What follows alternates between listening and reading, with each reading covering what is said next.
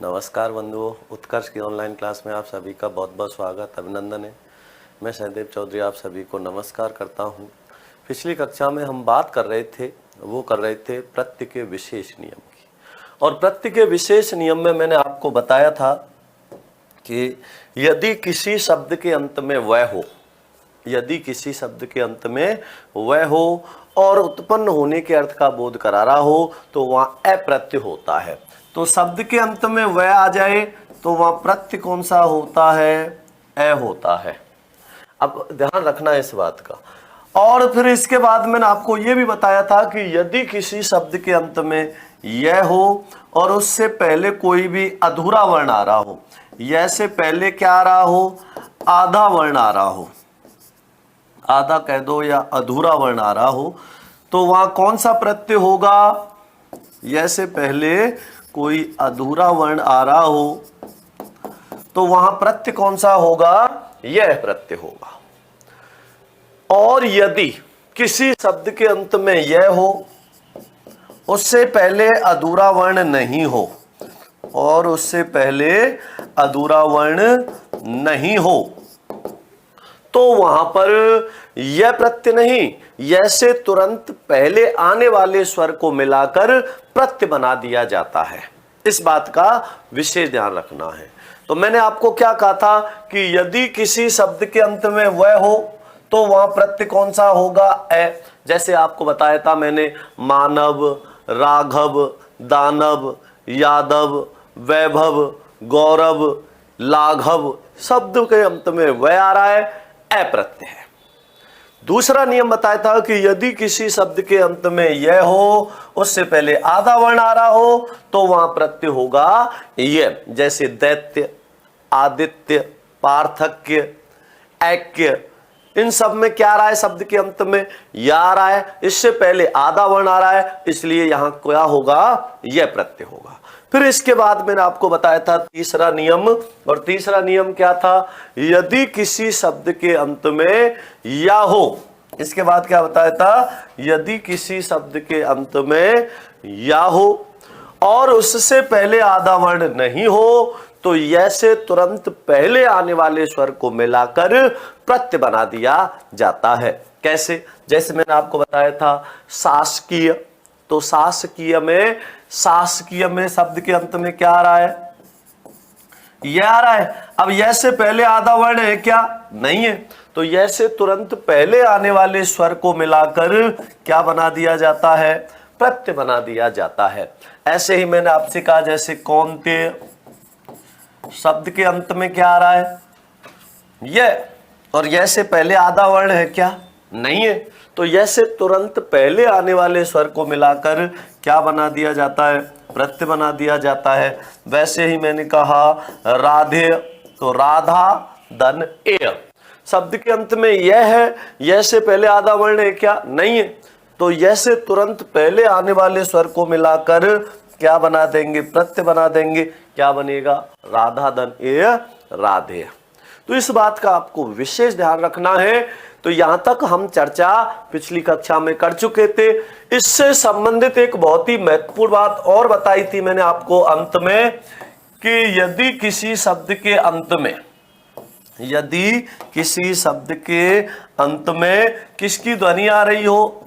तव्य, और अन्य की ध्वनि आ रही हो, तो इस बात का विशेष ध्यान रखना कि अगर तव्य और अन्य की ध्वनि आ रही है तो वहां पर कौन सा प्रत्यय होगा? तव्य और अन्य प्रत्यय होगा, यह या ईय प्रत्यय नहीं होगा। अब देखो यहां पर, जैसे मैंने एक उदाहरण बताया था आपको, कर्तव्य, क्या लिखा हुआ है यहां? कर्तव्य। अब यहां पर शब्द के अंत में यह है, यह से पहले आधा वर्ण आ रहा है, नहीं आ रहा, फिर भी यहां यह प्रत्यय नहीं होगा, क्योंकि इसमें तव्य की ध्वनि आ रही है, तव्य प्रत्यय होगा। समझ में आ गया? प्रष्टव्य। अब देखो एक शब्द ये बहुत महत्वपूर्ण है, प्रष्टव्य। अब प्रष्टव्य जो शब्द है इसको बहुत ध्यान से समझना, क्योंकि देखिए यहां पर इसका जब करेंगे हम तो पृष धन तव्य, अब इस तय का क्या हो जाता है, टैस मूर्धन्य से के कारण। कैसे हुआ, पृष धनतव्य, तो पृष्ठव्य में भी कौन सा प्रत्यय है, तव्य प्रत्यय है। मैंने आपको बताया था वंदनीय, तो यहां पर शब्द के अंत में यह आ रहा है, नहीं आ रहा, यह आ रहा है, इससे पहले आधा वर्ण है क्या, नहीं है, तो क्या हम इसमें ईय प्रत्यय जोड़ेंगे, नहीं, क्योंकि इसमें किसकी ध्वनि आ रही है, अनीय, वंदनीय, अनीय की ध्वनि आ रही है। वैसे ही जैसे ये लिखा है वैसे ही इसका भी ध्यान रखना है, बहुत ही महत्वपूर्ण नियम है, इसको विशेष ध्यान रखना, इसमें बिल्कुल भी कंफ्यूज मत हो जाना, ठीक है ना। तो ये बात हम कर चुके थे, तो पृष्ठव्य समझ में आ गया होगा, पृष्ठ धनतव्य होता है, पृष्ठ धनतव्य, इस मूर्धन्य स के कारण इस तय का टय हो जाता है, इसलिए ये पृष्ठव्य बनता है। तो यहां तक आपको पिछली कक्षा में मैं समझा चुका था, यहां तक आपको अच्छे से समझ आ गया होगा। अब हम जो बात करेंगे आगे, वो क्या बात करेंगे, नियम चौथा क्या होगा, क्योंकि अभी तक आप पढ़ रहे थे कि ई का दीर्घ ई का ए का आई हो जाता है, मैं ये आपको बहुत बार बता रहा था, ए का दीर्घ आ हो जाता है, लघु उ दीर्घ उ, ओ का औ हो जाता है। ये क्यों होता है, क्या कारण है इसके होने का, तो अब हम इस पर चर्चा करेंगे। तो इसको हम नियम कौन सा देंगे, नाम देंगे इसको नियम 4, नियम 4। और चौथा नियम क्या है, समझना ध्यान से, यदि किसी शब्द के अंत में, यदि किसी शब्द के अंत में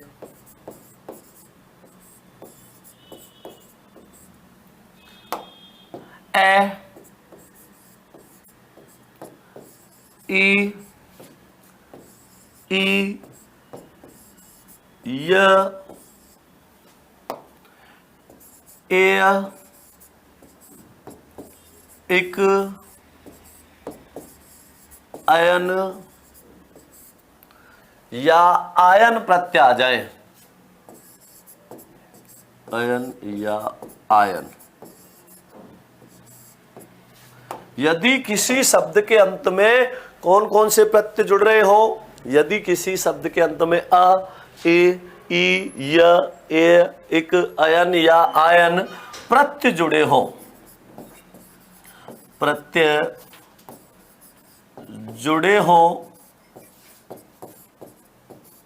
तो शब्द के प्रारंभ में आने वाले, ध्यान से समझना मैं क्या कह रहा हूं, शब्द के प्रारंभ में आने वाले, किस में परिवर्तन होगा, शब्द के प्रारंभ में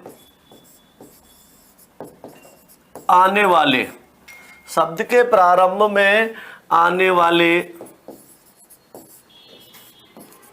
स्वरों में, या शब्द के प्रारंभ में आने वाले स्वर में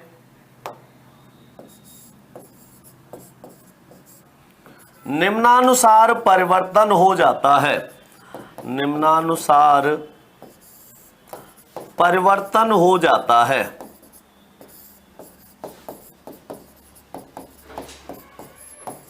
कैसे होगा, ध्यान से समझना। तो यदि किसी शब्द के अंत में क्या क्या आ रहे हो, ए, दीर्घी, य, ए, एक अयन या आयन प्रत्यय आ रहे हो या प्रत्यय जुड़े हो, तो शब्द के प्रारंभ में आने वाले स्वर में निम्नानुसार परिवर्तन हो जाता है, शब्द के प्रारंभ में आने वाले स्वर में। कैसे होगा, देखो, सबसे पहला शब्द के प्रारंभ में, शब्द के प्रारंभ में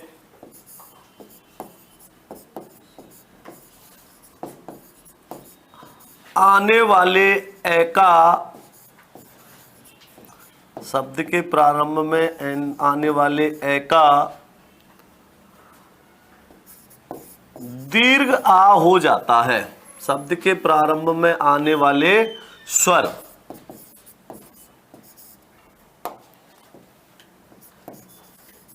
ए का दीर्घ आ हो जाता है।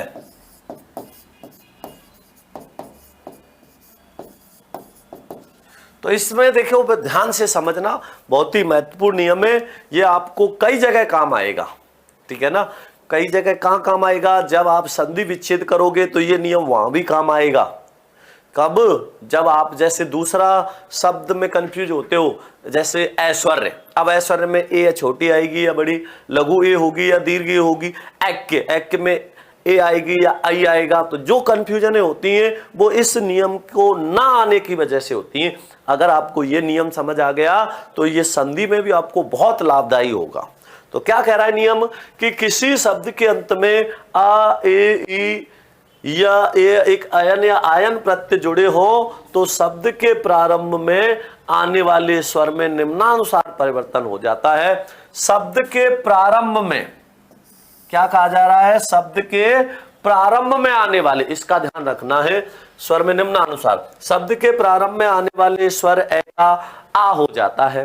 कैसे होता है, जैसे आप कई बार पढ़ रहे थे, नहीं पढ़ रहे थे, मनु का मानव कैसे बना था। जैसे मैंने यहां लिखा मनु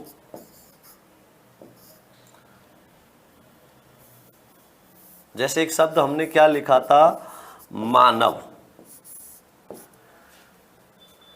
क्या लिखा था, मानव। अब इस मानव का कैसे बनेगा, मनु धन ए, इसका कैसे बनेगा, मनु धन ए।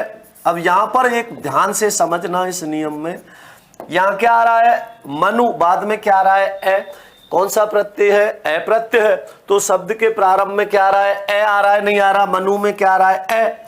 तो इस ए का क्या हो जाएगा, दीर्घ आ हो जाएगा, और मिला के लिखा तो क्या बना, मानव बना। तो ये ए का आ हुआ, नहीं हुआ। जैसे मनु का मानव बना उसी प्रकार रघु, उसी प्रकार रघु धन ए। अब इसमें कौन सा प्रत्यय जुड़ रहा है, ए, प्रारंभ में स्वर क्या आ रहा है, ए, इसका क्या हो जाएगा, दीर्घ आ हो जाएगा। जब इसको मिला के लिखेंगे तो क्या बनेगा, राघव बनेगा। तो रघु धन ए क्या बना, राघव बना। इसी प्रकार आपने क्या पढ़ा था, वसुदेव,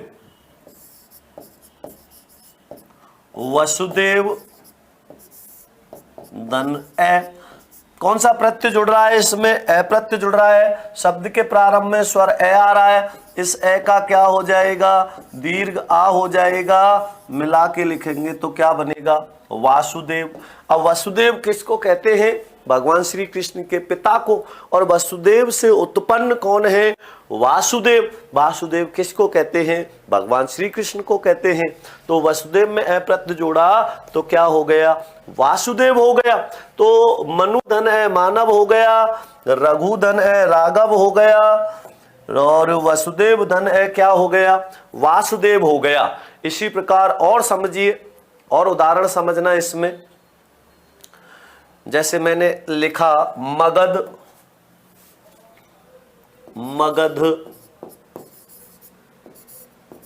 धन ए, इस मगध में कौन सा प्रत्यय जोड़ा, ए प्रत्यय जोड़ा। तो शब्द के प्रारंभ में आने वाले स्वर ए का क्या हो गया, दीर्घा हो गया, क्या बना, मागध बन गया। मगध धन ए क्या बन गया, मागध बन गया। इसी प्रकार और समझिए,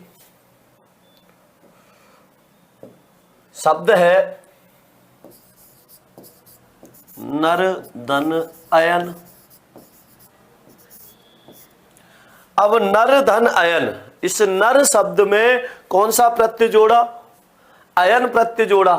जब नर शब्द में अयन जोड़ा, या अयन भी होता है और आयन भी कह देते हैं, तो दोनों लिख लेना, अयन या आयन, ठीक है ना, इसका ध्यान रख लेना। तो इस जब नर शब्द में अयन या आयन प्रत्यय जोड़ा तो इसका क्या बन गया, नारायण बन गया। क्या बना इसका, नारायण बन गया। तो नर धन अयन या आयन क्या बना, नारायण बना। तो इस ने का अणे क्यों हुआ है, क्योंकि यहां पर रे आ रहा था, रे के कारण ने का अणे हो गया है। तो नर धन अयन या आयन जोड़ेंगे तो क्या हो जाएगा, नारायण हो जाएगा। राम धन अयन लिखते हैं तो रामायण हो जाता है, लेकिन राम में तो पहले दीर्घ आ ही है तो वो आ ही रहता है। तो नर धन आयन। अब इसमें भी एक बात का ध्यान रखना, एक बहुत बड़ी महत्वपूर्ण बात है, संधि के अनुसार। संधि विच्छेद में इसको पूछ लेता है कई बार, ठीक है ना। तो ध्यान रखना, जैसे रामायण में पूछे तो राम धन अयन होता है, और अगर विकल्प में आपसे दोनों पूछ ले, नारायण नर धन अयन या नर धन आयन, उस स्थिति में आयन करना है। ये बात भी आपको ध्यान रखनी है। इसलिए मैं एक ही लिख देता हूं जिससे आप कंफ्यूज ना रहें और गलती ना कर दें। अगर आयन ना दे रखा हो तो उस स्थिति में आयन करना है। तो नर धन आयन क्या हो जाएगा? नारायण हो जाएगा। तो नर धन आयन, तो शब्द के प्रारंभ में आने वाले ए का क्या हो गया? दीर्घा। यहां ए था, आ हो गया आयन के कारण। आयन आ रहा है, नहीं आ रहा, तो नर धन आयन नारायण हो गया। इसी प्रकार एक होता है वात्स्यायन। वात्स्यायन, तो वात्स्यायन का क्या होगा? वत्स, क्या होगा? वत्स धन आयन। अब यहां पर कौन सा प्रत्यय जुड़ रहा है? आयन प्रत्यय जुड़ रहा है। तो वत्स का क्या हो जाएगा? वत्स के प्रारंभ में आने वाले ए का क्या हो जाएगा? दीर्घ आ हो जाएगा, और क्या बनेगा? वात्स्यायन बनेगा। वत्स धन आयन वात्स्यायन बनेगा। इस बात का विशेष ध्यान रखना है। तो यहां तक समझ आ गया होगा, ये चौथे नियम का पहला नियम है, तो कोई कंफ्यूजन नहीं होगी। बस इन प्रत्ययों का ध्यान रखना है, और शब्द के प्रारंभ में आने वाले स्वर ए का दीर्घ आ हो जाता है, ये बात ध्यान रखनी है। तो ये तो हमने बात करी अभी ए की। अब हम इसमें और भी उदाहरण समझेंगे। इसमें अभी तो ये हमने कौन सा लिखा है? ए वाला। अब इसमें और भी है, ई है, दीर्घ ई है, उनकी भी बात करेंगे। तो इसका भी समझना, जैसे मैंने लिखा है यहां वाल्मीकि धन ई। अब इस वाल्मीकि में ई प्रत्यय जुड़ रहा है, तो इसका क्या हो जाएगा? वाल्मीकि। वाल्मीकि धन ई क्या बना? वाल्मीकि। तो इस वाल्मीकि में ई प्रत्यय जोड़ा, शब्द के प्रारंभ में क्या आ रहा है? ए, इसका क्या हो गया? दीर्घा हो गया। तो वाल्मीकि धन ए वाल्मीकि हो गया। इसका विशेष ध्यान रखना, जैसे वाल्मीकि बना वैसे ही हम क्या बना सकते हैं? दशरथ धन ई।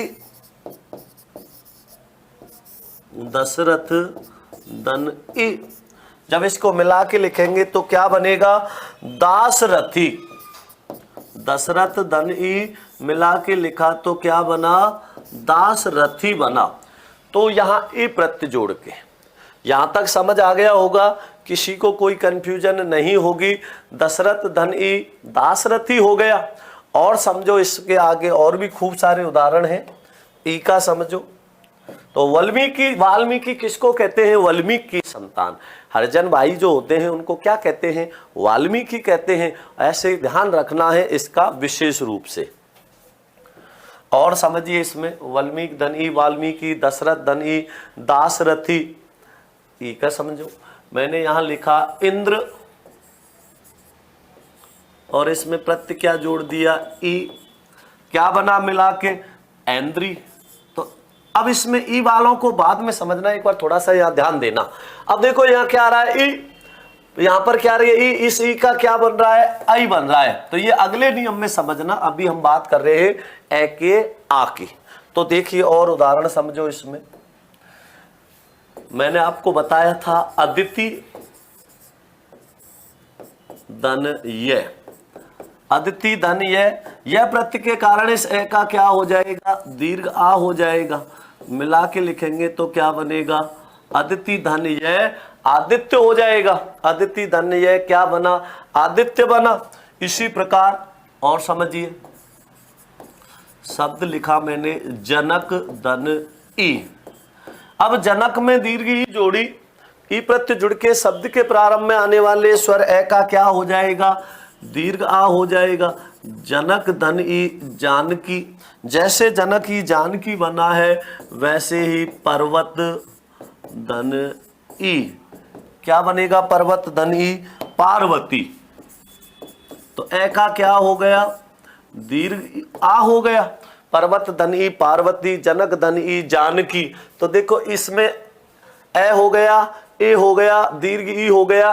यह के और भी उदाहरण समझ लो कुछ, यह के और भी उदाहरण समझिए। जैसे मैंने यहां लिखा मधुर धन यह, मधुर धन यह। अब जब मधुर शब्द में यह प्रत्यय जोड़ा तो इसका क्या हो गया, माधुर्य हो गया। मधुर में यह प्रत्यय जोड़ के क्या बना दिया, माधुर्य बना दिया। तो शब्द के प्रारंभ में आने वाले स्वर ए का क्या हो गया, दीर्घ आ हो गया। जिस प्रकार माधुर्य लिखा है उसी प्रकार स्वस्थ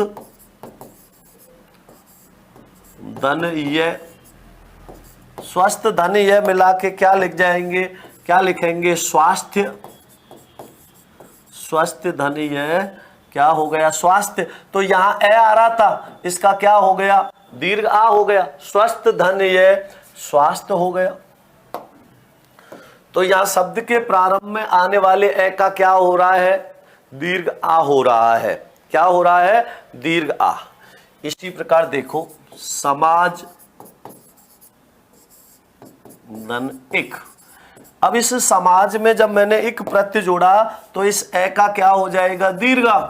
मिला के लिखेंगे तो क्या बनेगा, सामाजिक बनेगा। तो ये किससे बना, ए का आ इक प्रत्यय के कारण। तो ए आ ए दीर्घ ई यह इक, यह और क्या हो गया, इक। अब देखो इसमें और समझ लेना कुछ महत्वपूर्ण उदाहरण। जैसे आपने लिखा था अंजनी धन ए, अंजनी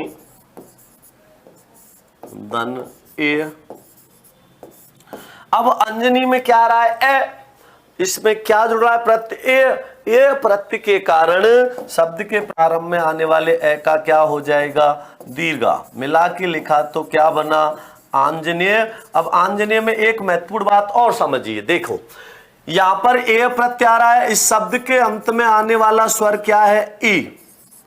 और जब किसी शब्द में कोई प्रत्यय जोड़ते हैं तो उस शब्द का जो अंतिम स्वर होता है अधिकांशतः उसका लोप हो जाता है। कुछ स्थिति में नहीं होता, नहीं तो अधिकांशतः लोप हो जाता है। तो देखो यहाँ अंजनी में क्या जुड़ रहा है, ए प्रत्यय। प्रत्यय की शुरुआत स्वर से हो रही है, तो अंजनी में आने वाले इस ई का लोप हो गया। लोप होके इसमें ए जोड़ दिया और ए का दीर्घ आ बन गया। तो इसका भी ध्यान रखना है। ऐसे और भी कुछ उदाहरण लिखे आपने, जैसे कि यहाँ पर समझ लेना, जैसे स्वस्थ धन यह। जब इस स्वस्थ में यह प्रत्यय जोड़ा तो इस थ का क्या हुआ, स्वर का लोप होके अधूरा हो गया इसमें। जैसे आपने और लिखा है अदिति धन यह। अब इस अदिति शब्द में जब यह प्रत्यय जोड़ा तो इसके अंतिम स्वर का लोप हो गया, तय अधूरा हो गया। तो ये ध्यान रखना, अंतिम स्वर का भी लोप हो जाता है। कुछ स्थितियों में नहीं होता, अधिकांशतः लोप हो जाता है। ये बात भी आपको विशेष ध्यान रखना है। ए से एक और समझ लो। जैसे मैंने यहां लिखा गंगा धन ए। अब इस गंगा शब्द में जब ए प्रत्यय जोड़ा तो इसका जो अंतिम स्वर आ है लोप हो जाएगा। शब्द के प्रारंभ में आने वाले स्वर ए का क्या हो जाएगा, दीर्घ आ हो जाएगा। जब इसको मिला के लिखेंगे तो क्या बनेगा, गांगेय बनेगा। तो गंगा धन ए गांगे हो गया। तो ये नियम पहला, चौथे का पहला नियम अच्छे से समझ में आ गया होगा। फिर दोबारा से एक बार समझो कि यदि किसी शब्द के अंत में अ ए दीर्घी य ए इक अयन या आयन प्रत्यय आ जाए तो शब्द के प्रारंभ में आने वाले स्वर ए का दीर्घ आ हो जाता है। एक के और उदाहरण समझ लो, अगर इसमें भी फिर भी कोई कंफ्यूजन रह रही है तो मैंने लिखा शरीर धन इक। अब इस शरीर शब्द में जब इक प्रत्यय जोड़ा तो शब्द के प्रारंभ में आने वाले ए का क्या हो जाएगा, दीर्घ आ हो जाएगा और क्या बनेगा, शारीरिक। शरीर धन इक मिला के लिखा तो क्या हो गया, शारीरिक हो गया। जैसे शारीरिक बना वैसे ही मैंने एक शब्द लिखा व्यवसाय धन इक। अब इस व्यवसाय शब्द में जब एक प्रत्यय जोड़ा तो यहां शब्द के प्रारंभ में आने वाला ये स्वर क्या है? ए। इस ए का क्या हो जाएगा? दीर्घ का। व्यावसायिक, व्यवसाय धन एक क्या बनेगा? व्यावसायिक बनेगा। तो यहां तक समझ आ गया, ये चौथे का पहला नियम था। अब बात करेंगे चौथे के दूसरे नियम की, इसी का दूसरा नियम। और इसका दूसरा नियम है वो क्या है? शब्द के प्रारंभ में आने वाले, शब्द के प्रारंभ में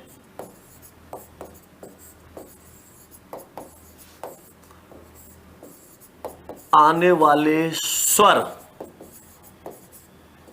शब्द के प्रारंभ में आने वाले स्वर ए, दीर्घ और ए का क्या हो जाता है? आई हो जाता है। शब्द के प्रारंभ में आने वाले स्वर ए, दीर्घ ए का आई हो जाता है। क्या हो जाता है? आई हो जाता है। कैसे होता है समझना ध्यान से।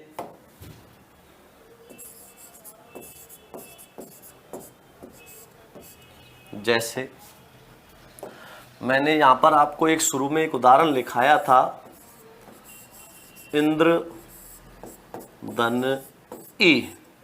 अब इस इंद्र में क्या जुड़ रहा है? प्रत्यय ई प्रत्यय जुड़ रहा है। तो इस लघु ई का क्या हो जाएगा? आई हो जाएगा। और क्या बनेगा? ऐन्द्री। इंद्र धन ई मिला के लिखा तो क्या हो गया? ऐन्द्री हो गया।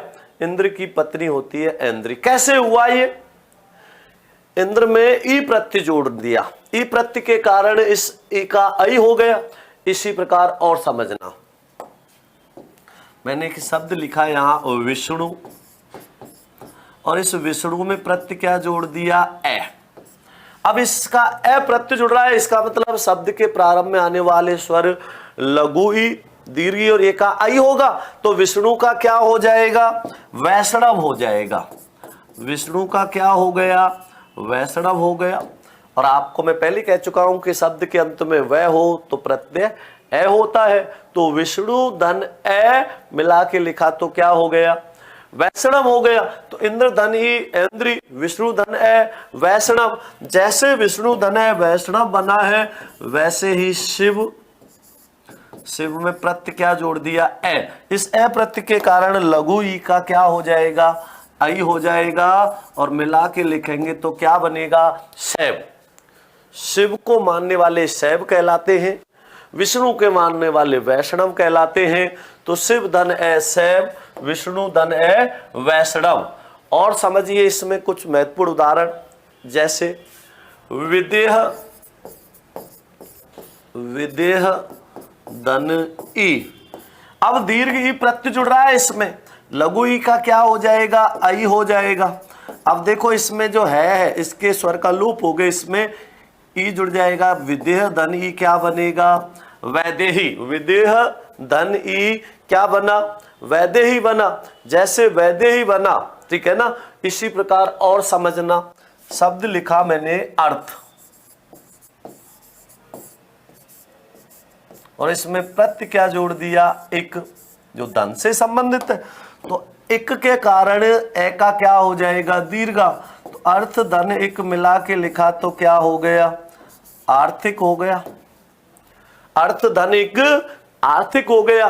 जैसे आर्थिक हुआ वैसे ही मैंने यहां लिखा विज्ञान, और विज्ञान में कौन सा प्रत्यय जोड़ दिया? एक। विज्ञान में एक प्रत्यय जोड़ दिया तो क्या हो गया? वैज्ञानिक। विज्ञान धन एक मिला के लिखा तो क्या हो गया? वैज्ञानिक। तो विज्ञान में एक प्रत्यय जोड़ा। और समझिए इसी प्रकार, तो लघु ई का हो गया। लघु ई के उदाहरण समझ लिए। और समझना चाहे तो इसमें और समझ सकते हो, जैसे निरंतर, धन य, निरंतर में कौन सा प्रत्यय जोड़ दिया, यह प्रत्यय जोड़ दिया, तो इससे क्या बनेगा, नैरंत्र, अब रे हलंत हो जाएगा और ये ऊपर चला जाएगा, नैरंतर्य, निरंतर धनिय का नैरंतर्य बनेगा। तो इसका ध्यान रखना है। ई का क्या हुआ, इसी प्रकार और समझिए, बहुत महत्वपूर्ण उदाहरण है, संधि में बहुत ज्यादा प्रयोग होता है। ईश्वर धन ये मिला के लिखा तो क्या बना, ऐश्वर्य बना। ईश्वर धन ये मिला के लिखा तो क्या बना, ऐश्वर्य, क्योंकि शब्द के अंत में प्रत्यय कौन सा जुड़ रहा है, ये, प्रारंभ में क्या रही है, दीर्घी, इसका क्या हो जाएगा, आई हो जाएगा। आगे एक उदाहरण जो मैं लिख रहा हूं, इसको ध्यान से समझना, इससे जुड़ती एक बहुत महत्वपूर्ण बात करेंगे हम। नीति धन एक, इस नीति में जब एक प्रत्यय जोड़ा तो इस नीति का क्या हो गया, नैतिक हो गया। नीति में जब एक प्रत्यय जोड़ा तो नीति का नैतिक हो गया। अब एक शब्द में यहां लिख रहा हूं, ध्यान देना, मैंने यहां लिखा राजनीति धन एक। अब इस राजनीति धन एक में मैंने एक प्रत्यय जोड़ा, राजनीति में जब मैंने एक प्रत्यय जोड़ा तो इसका क्या बनेगा,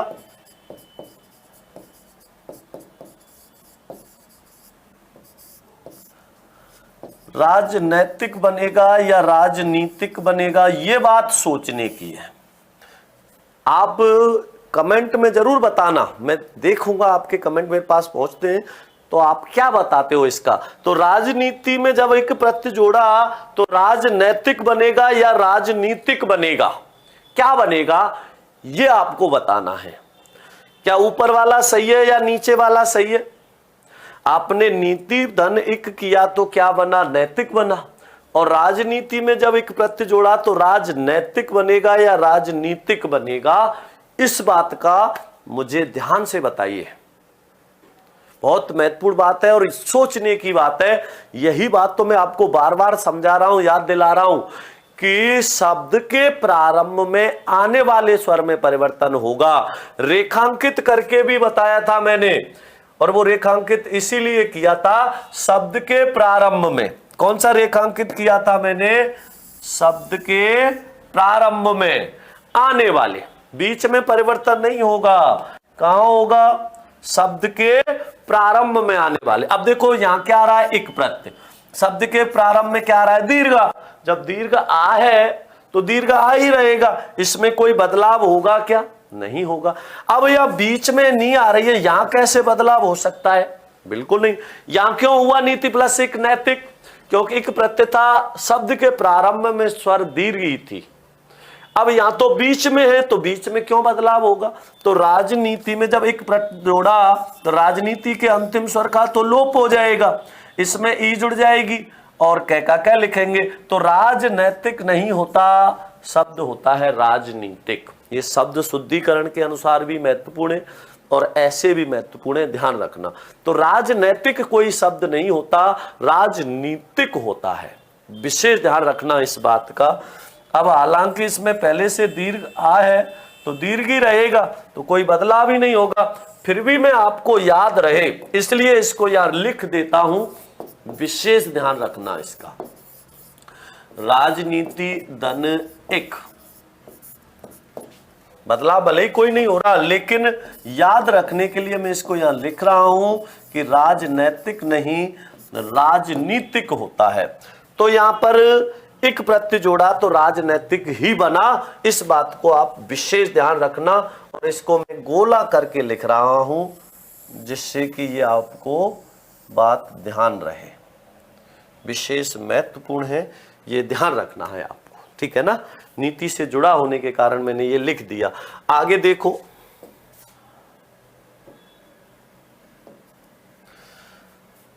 विभू धन ए,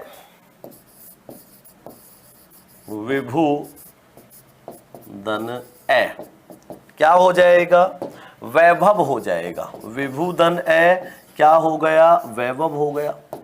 विचार धन एक, विचार धन एक क्या हो जाएगा, वैचारिक।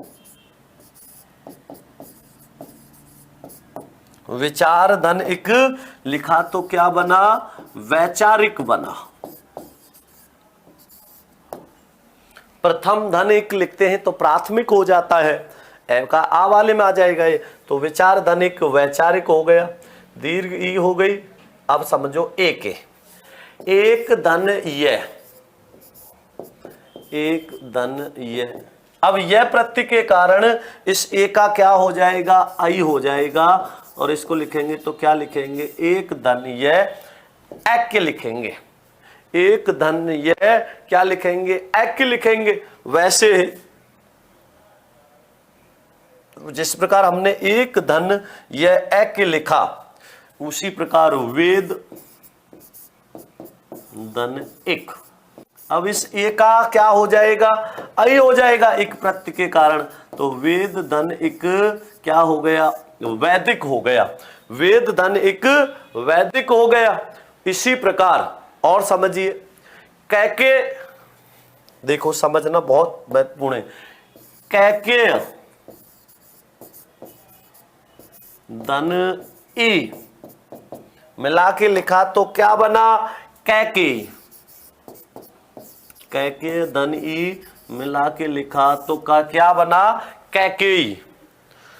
ए का क्या हो गया, ई प्रत्यय के कारण आई हो गया, कैकेयी, कैके धन ई कैकेयी हो गया।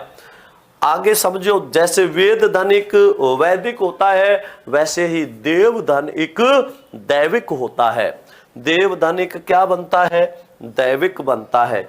तो इन बातों का आपको विशेष ध्यान रखना है। ये कौन सा नियम हो गया, चौथे का दूसरा नियम हो गया। क्या कह रहा है दूसरा नियम, कि यदि किसी शब्द के अंत में आ, ए, दीर्घ ई, ए शब्द के अंत में कौन कौन से प्रत्यय आ रहे हो, आ, ए, ई, य, ए, एक अयन या आयन, तो शब्द के प्रारंभ में आने वाली लघु ई, दीर्घ ई या ए का आई हो जाता है। इसको ध्यान रखना है। अब चौथे का तीसरा नियम, अब हम कौन से नियम की बात करेंगे, चौथे के तीसरे नियम की। और तीसरा नियम क्या कहता है, शब्द के प्रारंभ में, शब्द के प्रारंभ में आने वाले, शब्द के प्रारंभ में आने वाले लघु उ, दीर्घ उ और ओ का क्या हो जाता है, औ हो जाता है। शब्द के प्रारंभ में आने वाली लघु उ, आने वाले लघु उ, दीर्घ और ओ का औ हो जाता है। कैसे होता है, इसको भी बहुत ध्यान से समझना। तो देखिए, इसमें ध्यान देना और इसको ध्यान से समझना।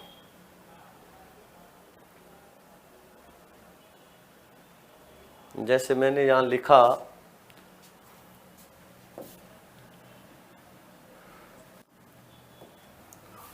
जैसे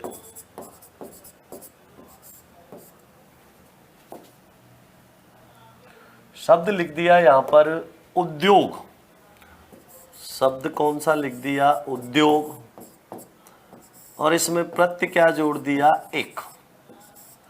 शब्द पे प्रत्यय कौन सा जुड़ रहा है, एक प्रत्यय जुड़ रहा है। शब्द के प्रारंभ में स्वर क्या आ रहा है, ऊ आ रहा है, तो इस लघु ऊ का क्या हो जाएगा, औ हो जाएगा। मिला के लिखेंगे तो क्या बनेगा, औद्योगिक। उद्योग धन एक क्या बन गया, औद्योगिक, ऊ का क्या हो गया, औ हो गया। उसी प्रकार उपचार धन एक, एक प्रत्यय के कारण ऊ का क्या हो जाएगा, औ हो जाएगा। मिला के लिखेंगे तो क्या बनेगा, औपचारिक। उपचार धन एक मिला के लिखा तो क्या हो गया, औपचारिक, क्योंकि एक के कारण ऊ का औ हो गया, तो उपचार धन एक औपचारिक हो गया। इसी प्रकार और समझो, मैंने यहां लिखा कुशल धन ए, कुशल धन ए। अब इस ऊ का क्या हो जाएगा, औ हो जाएगा, तो कुशल धन ए मिला के लिखा तो क्या हो गया, कौशल हो गया। कुशल धन ये ए कौशल हो गया। कुशल में कौन सा प्रत्यय, ए प्रत्यय, मिला के लिखा तो क्या हो गया, कौशल हो गया।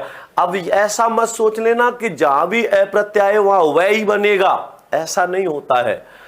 वह का ए बनेगा ऐसा होता है, लेकिन ए का वह बने ये आवश्यक नहीं होता, ये बात ध्यान रखना। तो कुशल धन ए क्या हो गया, कौशल हो गया। आगे समझिए, कुमार धन ये क्या हो जाएगा, कौमार्य। कुमार धन ये मिला के लिखा तो क्या हो गया, कौमार्य हो गया। तो कुमार में यह प्रत्यय जोड़ा तो ऊ का औ हो गया। कैसे बना ये समझ आ गया।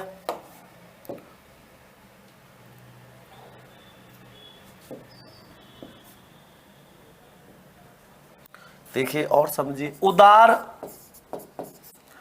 धन ये। अब इस उदार में कौन सा प्रत्यय जोड़ा, यह प्रत्यय जोड़ा तो ऊ का क्या हो जाएगा, औ।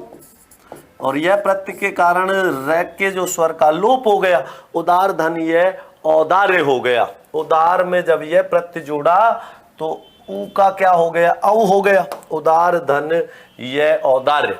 और समझिए यहां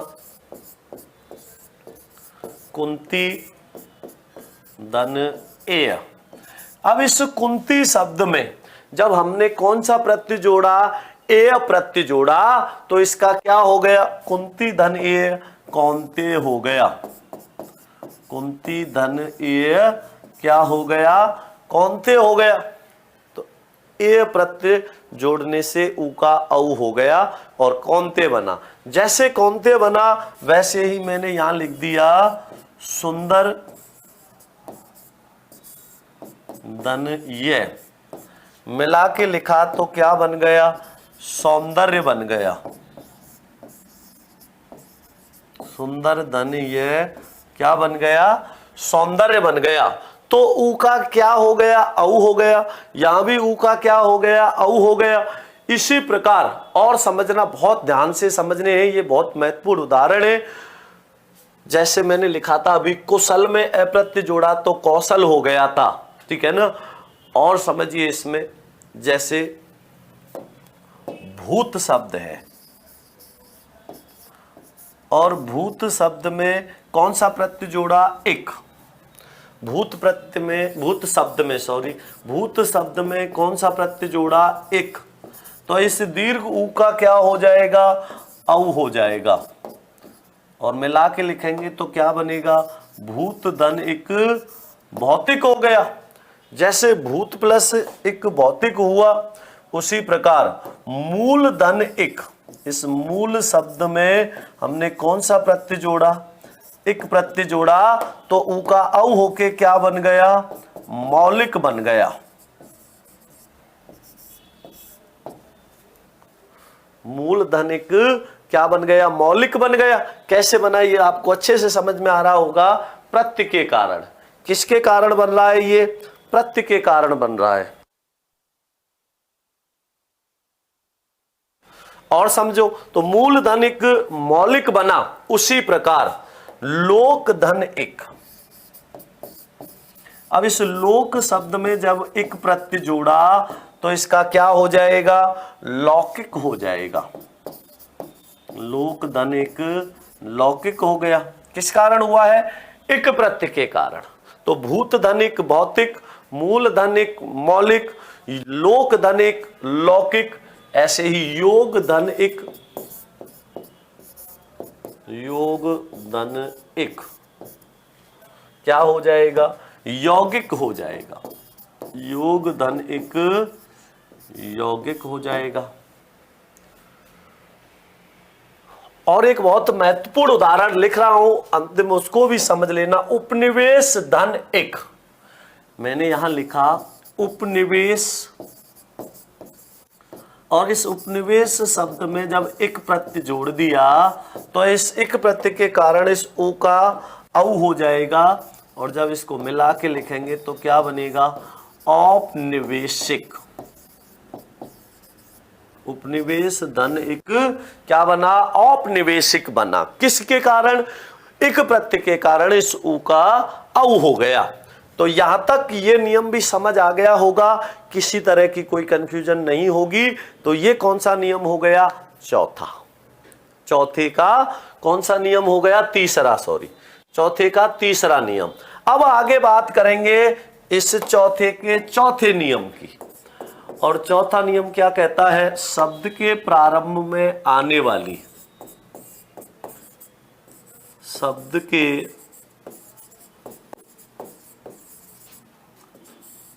प्रारंभ में आने वाली री का, शब्द के प्रारंभ में आने वाली री का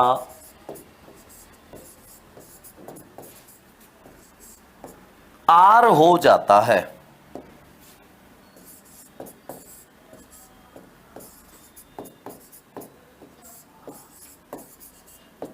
शब्द के प्रारंभ में आने वाली री का आर हो जाता है। इसको भी बहुत ध्यान से समझना, कैसे होता है इसको ध्यान देना और समझना।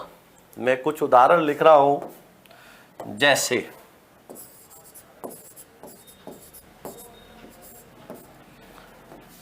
शब्द लिखा मैंने यहां प्रथा।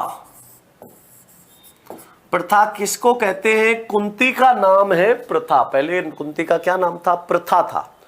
और प्रथा कुंती को ही कहते हैं। अब प्रथा में जब हमने कौन सा प्रत्यय जोड़ा?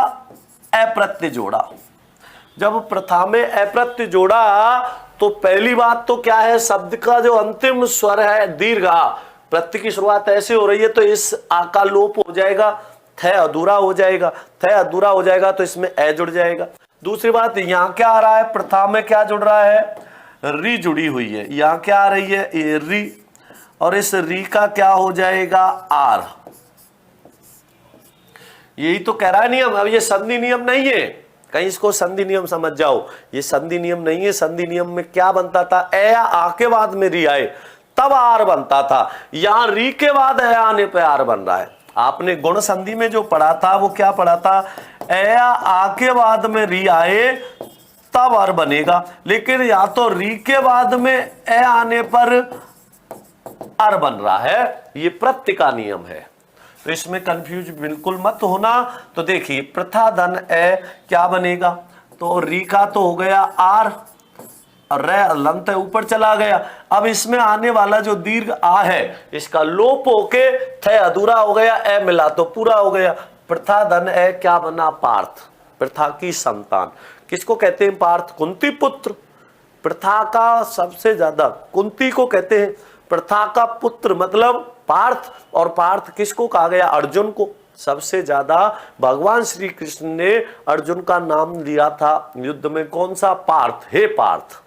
तो पार्थ कहते हैं प्रथा की संतान। तो प्रथा धन है पार्थ बन गया। इसी प्रकार और समझिए, गृहस्थ धन ये। अब इस गृहस्थ शब्द में जब यह प्रत्यय जोड़ा तो री का क्या हो जाएगा? इस री का आर हो जाएगा। अब जब आर बनेगा रे हलंत ऊपर चला जाएगा। जब इसको मिला के लिखेंगे तो क्या बनेगा? गारस्त्य। यह प्रत्यय के कारण इसका स्वर का लोप हो गया, तो गृहस्थ धन यह मिला के लिखा तो क्या बना? गारस्त्य बना। जिस प्रकार गारस्त्य बना उसी प्रकार मैंने यहां लिखा पृथक धन ये। अब इस पृथक शब्द में कौन सा प्रत्यय जोड़ दिया? यह प्रत्यय। तो इस री का क्या हो जाएगा? आर हो जाएगा। रे कैसा होगा? हलंत होगा। यहां रे क्या है? हलंत है। अब री का आर बना तो ये कहां जाएगा? ऊपर जाएगा। तो पृथक धन ये क्या बना? पार्थक्य बन गया। पृथक धन ये क्या बना? पार्थक्य बन गया। तो गृहस्थ धन ये गारस्त्य, पृथक धन ये पार्थक्य बन गया। इसका विशेष ध्यान रखना। अब एक ध्यान से समझो, शब्द होता है पार्थिव।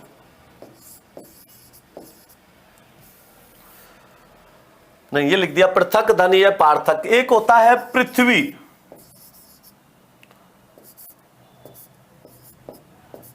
ठीक है ना, तो पृथु धन इव भी लिख दिया जाता है, जिसका पार्थिव भी बन जाता है। इसका ध्यान रखना है पृथु से संबंधित। तो देखो जो महत्वपूर्ण बात है वो आपको क्या ध्यान रखनी है कि यहां शब्द के प्रारंभ में आने वाले री का क्या हो रहा है, आर हो रहा है। कैसे बना है ये, किसके अनुसार बना है, शब्द के अंत में ए प्रत्यय आ रहा है या यह प्रत्यय आ रहा है, तो शब्द के प्रारंभ में आने वाले स्वर री का क्या हो गया, आर हो गया। तो ये है प्रत्यय के संबंधित जो महत्वपूर्ण नियम थे। प्रत्यय की पहचान के लिए आपको इन नियमों का विशेष ध्यान रखना है। वहां आपसे प्रत्यय पूछ लेगा और बिल्कुल भी कंफ्यूज नहीं होना। आपको जो मैंने आपको ये 4 नियम लिखाए हैं ये आपको बहुत अच्छे से याद होने चाहिए। इनमें आपको किसी प्रकार की कोई कंफ्यूजन नहीं होनी चाहिए। अब इससे संबंधित परीक्षा में प्रश्न कैसे पूछे जाते हैं, 1-2 प्रश्न हम यहां समझेंगे और ध्यान देंगे, इनका विशेष ध्यान रखना, ठीक है ना। तो बात करेंगे हमें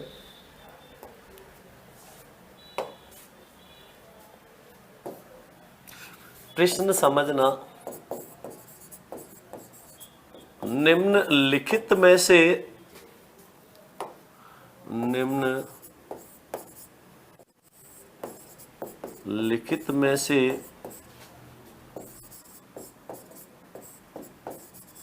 कृत प्रत्यय है, कृत प्रत्यय है या कृदंत प्रत्यय है, लिख देते हैं। निम्नलिखित में से कृत प्रत्यय है, विकल्प पहला लिख दिया,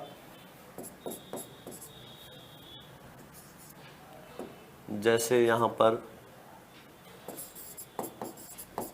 मानसिक, दूसरा लिख दिया व्यावहारिक,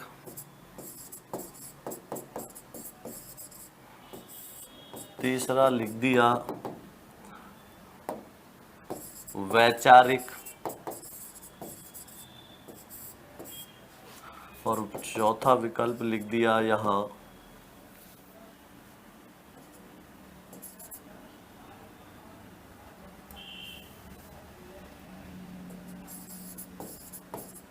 घबराहट। ऐसे दे देता है विकल्प, पूछ लेता है कि निम्नलिखित में से कृत प्रत्यय है। अब कृत प्रत्यय कौन सा है, तो देखिए यहां पर ये विकल्प मानसिक में मनस धनिक, व्यवहार धनिक, विचार धनिक, लेकिन यहां पर आ रही है क्रिया घबराना, और घबराना क्रिया के कारण ये कृत प्रत्यय होगा। एक तो इस प्रकार से प्रश्न पूछा जाता है। दूसरा आपसे कुछ नहीं पूछेगा, सीधा ही यूं पूछ लेगा कि तद्धित प्रत्ययों का निर्माण होता है, या फिर पूछ लेगा कृदंत प्रत्ययों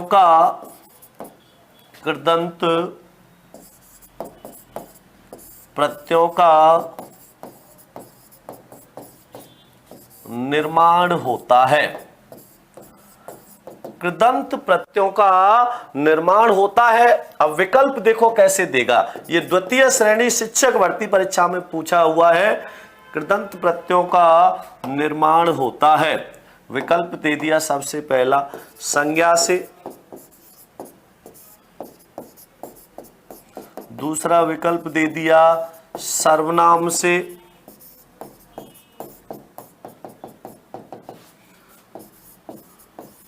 विशेषण से,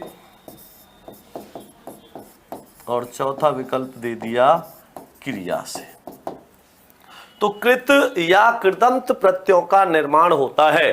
किससे होता है, तो देखो आपको मैं पहले ही बता चुका था, संज्ञा, सर्वनाम और विशेषण से मिलके क्या बनते हैं, तद्धित प्रत्यय। संज्ञा, सर्वनाम या विशेषण के साथ प्रत्यय का निर्माण करेंगे तो वो क्या कहलाएंगे, तद्धित प्रत्यय। और किसी क्रिया या मूल धातु के साथ प्रत्यय का प्रयोग करने से किसका निर्माण होता है, कृदंत प्रत्ययों का। किसका निर्माण होता है, कृदंत प्रत्ययों का। तो इस प्रकार से भी प्रश्न पूछ लिया जाता है। इसका भी आपको विशेष ध्यान रखना है, इसका भी आपको पता होना आवश्यक है।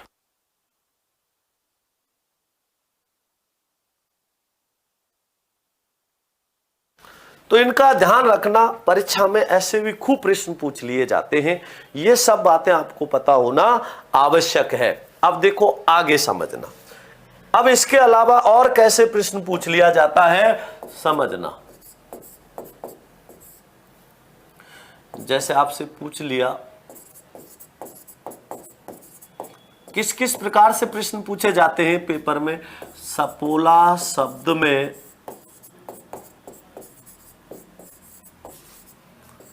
प्रत्यय है, सपोला शब्द में प्रत्यय है। जैसे पहला विकल्प दे दिया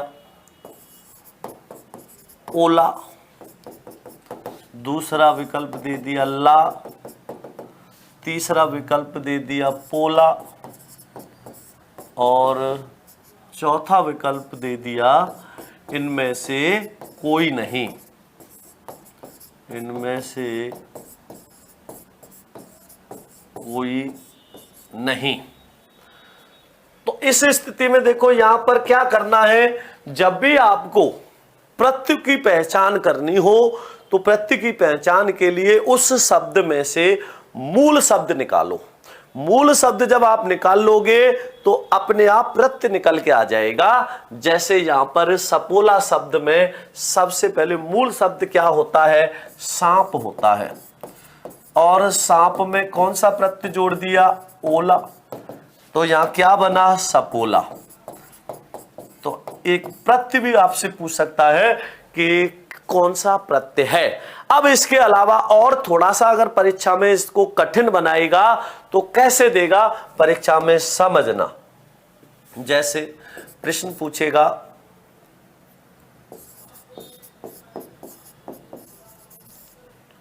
झगड़ालू शब्द में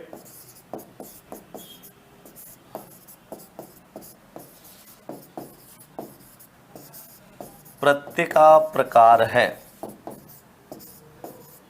झगड़ालू शब्द में प्रत्यय का प्रकार है। यहां पर थोड़ी सी समस्या आएगी क्योंकि ये इसको थोड़ा सा कठिन बना देगा।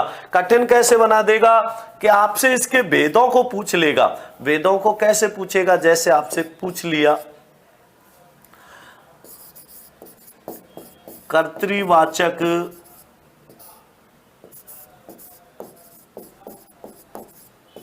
कृदंत प्रत्यय, दूसरा दे दिया विकल्प भाववाचक कृदंत प्रत्यय, तीसरा विकल्प पूछ लेगा कर्तृवाचक तद्धित प्रत्यय और चौथा विकल्प दे देगा भाववाचक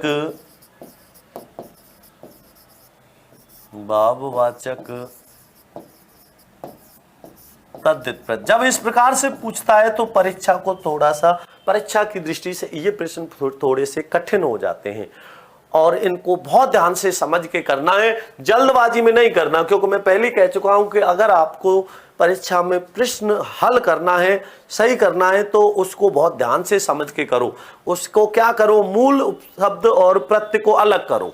उसका मूल शब्द क्या है, उसका प्रत्यय क्या है। देखिए आगे, अब इसमें देखिए झगड़ालू। सबसे पहले हमें यह पता होना चाहिए कि जो झगड़ालू शब्द है इसमें मूल शब्द क्या है। मूल शब्द इसमें क्या है, झगड़ना क्रिया। क्रिया क्या है इसमें, झगड़ना। तो झगड़ना तो यहां पर क्या है, क्रिया है। अब इस झगड़ना क्रिया में से जब ना हटा देंगे तो क्या बचेगा, झगड़। और इसमें प्रत्यय क्या जोड़ दिया है, आलू। झगड़ना क्रिया में से क्या बचा, झगड़, प्रत्यय क्या जोड़ दिया, आलू, मिला के लिखा तो क्या बना, झगड़ालू। अब ये झगड़ालू क्या है, झगड़ालू क्या होता है, भाव है क्या, नहीं, झगड़ा भाव है। और झगड़ालू क्या है, झगड़ालू किसे कहते हैं, झगड़ालू कोई व्यक्ति के लिए आ रहा है, वो पुरुष हो, स्त्री हो, लड़का हो, लड़की हो, कोई भी हो सकता है। तो झगड़ालू व्यक्ति विशेषण का रूप धारण कर रहा है। इसका मतलब इसमें कौन सा प्रत्यय होगा, कर्तृवाचक कृदंत प्रत्यय होगा, क्योंकि क्रिया से मिलके बन रहा है इसलिए कृदंत है, कर्ता का बोध करा रहा है इसलिए कर्तृवाचक है। इस प्रकार आपको प्रत्येक शब्द को बहुत ध्यान से समझना है और समझ के उसका उत्तर देना है। ये बात आपको विशेष ध्यान रखनी है। तो यहां तक आपको समझ आ गया होगा, प्रत्यय पूरे हो गए, किसी तरह की कोई कंफ्यूजन नहीं होगी।